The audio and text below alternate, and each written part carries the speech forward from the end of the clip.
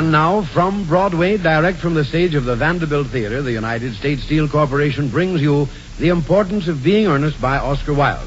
And here is Roger Pryor speaking for the Theater Guild.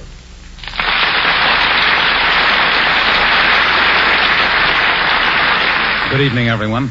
Tonight, the Theater Guild takes great pride in presenting a current Broadway hit, John Gielgud's production of The Importance of Being Earnest, Oscar Wilde's wise and witty satire on the artificial manners of his day.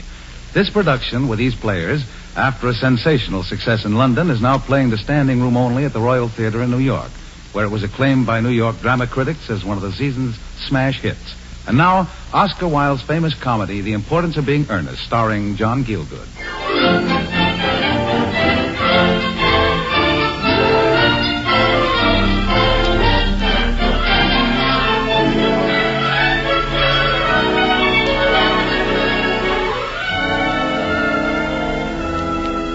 It's London in the year 1890.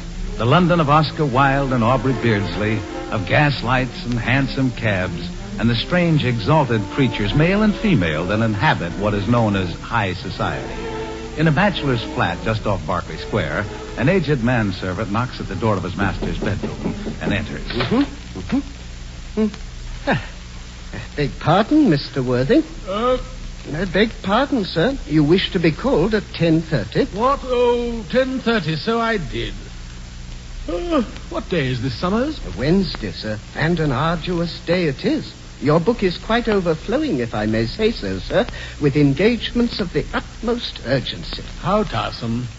Oh, well, I must be brave about this sort of thing. Tell me the worst. There's a visit to your bootmakers, sir. Ah, my bootmakers. What else? A fitting at your tailor's. On the same day. How fearfully careless of you, Summers. After your week in the country and a good night's sleep, I felt you might be up to it, sir. Well, pray continue. You are calling on Mr. Algernon Moncrief at his flat in Half Moon Street, sir. Am I? What on earth for? It is your intention to propose to his cousin, Miss Gwendolen Fairfax, sir. Oh, I knew there was something. Thank you, Summers.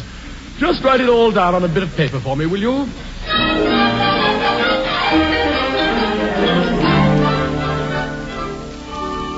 Are the boots quite comfortable, Mr. Worthing? Yes, quite, thank you. If you'd be good enough to flex the toes of your left foot. Sorry, old boy, but I really couldn't. I've an arduous day, you know.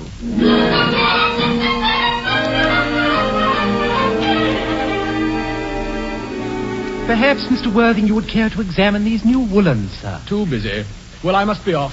Call me a hansom. But your waistcoats are quite ready for you, sir. The mauve, the dotted fawn, the magenta, shall I? Sorry, too tired. Caddy. Yes, sir. Where to, sir? Half Moon Street, Piccadilly. Mr. Algernon Moncrief's. Yes, sir.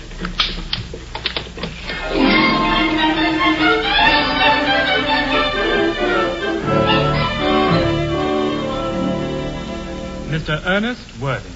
Hello, Algy, old fellow. Well, Ernest, what brings you up to town? Oh, pleasure, pleasure. What else should bring one anywhere? Eating as usual, I see, Algy. I believe it is customary in good society to take some slight refreshment at 5 o'clock. Where have you been since last Thursday? In the country. I came up to town yesterday. Shropshire? Oh, yes, of course. Hello, why all these cups? Why cucumber sandwiches? Why such reckless extravagance in one so young? Who is coming to tea? Oh, merely Aunt Augusta and Gwendolen. How perfectly delightful. Yes, that's all very well. But I'm afraid Aunt Augusta won't quite approve of your being here. May I ask why? My dear fellow, the way you flirt with Gwendolen is perfectly disgraceful. It's almost as bad as the way Gwendolen flirts with you. I am in love with Gwendolen. I've come up to town expressly to propose to her. I thought you'd come up for pleasure. I call that business. And please don't touch the cucumber sandwiches. They are ordered specially for Aunt Augusta. Well, you've been eating them ever since I arrived. That is quite a different matter. She is my aunt. Here, have some bread and butter. The bread and butter is for Gwendolen. And very good bread and butter it is, too. Well, my dear fellow, you needn't eat as if you were going to eat it all. You behave as if you were married to her already. You are not married to her already, and I don't think you ever will be. Why on earth do you say that? Well, in the first place, girls never marry the men they flirt with. Oh, that's nonsense. And in the second place, I don't give my consent. Your consent? My dear fellow, Gwendolen is my first cousin, and before I allow you to marry her, you will have to clear up the whole question of Sicily. Sicily? What on earth do you mean? I don't know anyone of the name of Cicely. I have here in my hand the cigarette case you left behind you the last time you dined here. Well, the inscription on it reads... You've no right whatsoever to read what's written inside. It's a very ungentlemanly thing to read a private cigarette case. Just give it back to me, Algy. According to the inscription, this cigarette case is a present from someone of the name of Cicely. Well, I thought you said you didn't know anyone of that name. Well, if you want to know, Cicely happens to be my aunt. Your aunt? Yes, charming old lady she is, too. For heaven's sake, give it back to me, Algy. But why does she call herself Little Cicely, if she's your aunt? From Little Cicely with her fondest love. My dear fellow, what on earth is there in that? Some aunts are tall, some aunts are not tall. That's a matter that surely an aunt may be allowed to decide for herself. Ah, yes, but why does your aunt call you her uncle? From Little Cicely with her fondest love to her dear Uncle Jack. Well, there is no objection, I admit, to an aunt being a small aunt, but why an aunt, no matter what her size may be, should call her own nephew her uncle, I can't quite make out. Besides, your name isn't Jack at all. It's Ernest. It isn't Ernest, it's Jack. Well, you've always told me it was Ernest. I've introduced you to everyone as Ernest. You look as if your name was Ernest. You're the most earnest-looking person I ever saw in my life. Well, my name is Ernest in town and Jack in the country. That cigarette case was given me in the country. You know, my dear fellow, I have always suspected you of being a confirmed and secret Bunburyist, and I'm quite sure of it now. Bunburyist? What on earth do you mean by a Bunburyist? I'll reveal to you the meaning of that incomparable expression as soon as you are kind enough to explain to me why you are Ernest in town and Jack in the country. Well, produce my cigarette case first. Why, here it is. Now, produce your explanation. Well, old Mr. Thomas Cardew, who adopted me when I was a little boy, made me in his will guardian to his granddaughter, Miss Cicely Cardew. Cicely, who addresses me as our uncle from motives of respect that you could not possibly appreciate, lives at my place in the country under the charge of her admirable governess, Miss Prism. Where is your place in the country, by the way? There is nothing to you, dear boy. You are not going to be invited. I may tell you candidly that the place is not in Shropshire. I suspected that, my dear fellow. But why are you Ernest in town and Jack in the country? My dear Algy, when one is placed in the position of guardian, one has to adopt a very high moral tone on all subjects. And so, in order to get up to town for a bit of pleasure, I have always pretended to have a younger brother of the name of Earnest, who lives in London and gets into the most dreadful scrapes. That, my dear Algy, is the whole truth, pure and simple. The truth is really pure and never simple. What you really are is a Bunburyist. You're one of the most advanced Bunburyists I know. What on earth do you mean? You have invented a very useful younger brother, called Ernest, in order that you may be able to come up to town as often as you like. I have invented an invaluable permanent invalid called Bunbury, in order that I may be able to go down into the country whenever I choose. Oh. Bunbury is perfectly invaluable. If it wasn't for Bunbury's extraordinary bad health, for instance, I wouldn't be able to dine with you tonight. I haven't asked you to dine with me tonight. I know, you're absurdly careless about sending out invitations. Besides, now that I know you're a confirmed Bunburyist... I'm not a Bunburyist at all. If Gwendolen accepts me, I'm going to kill my brother. Indeed, I think I'll kill him in any case.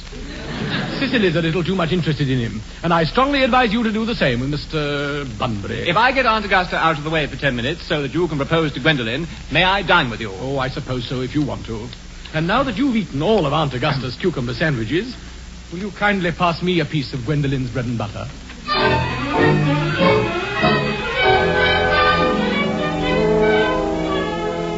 It's a few minutes later.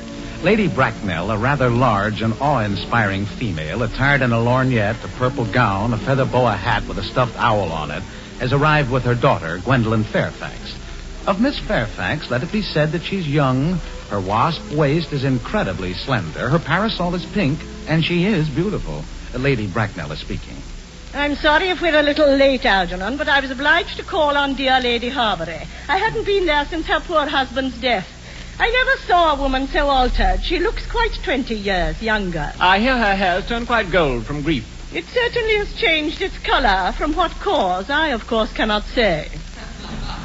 Gwendolen, come here and sit next to me. Thanks, Mamma. I'm quite comfortable where I am, next to Mr. Worthing. And now, Algernon, I'll have a cup of tea and one of those nice cucumber sandwiches you promised me. Certainly, Aunt Augusta. Good heavens, there are no cucumber sandwiches. I am greatly distressed, Aunt Augusta. No, it really makes no matter, Algernon.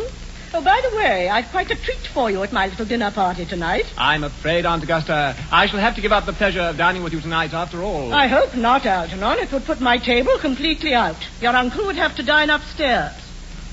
Fortunately, he's accustomed to that. The fact is, I've just had a telegram to say that my poor friend Bunbury is very ill again. Well, I must say, Algernon, that I think it's high time that Mr. Bunbury made up his mind whether he's going to live or die. This shilly-shallying with the question is absurd. Algy, don't you think... Yes, of course, Ernest, yes. Aunt Augusta, I'll run over the music program I've drawn up for your reception next Saturday, if you will be good enough to accompany me into the next room for a moment. Oh, very well, Algernon. Gwendolen, I shall return in a moment. Yes, Mamma. Miss Fairfax, I would like to be allowed to take advantage of Lady Bracknell's temporary absence. I would certainly advise you to do so, Mr. Worthing. Mamma has a way of coming back suddenly into a room that I've often had to speak to her about.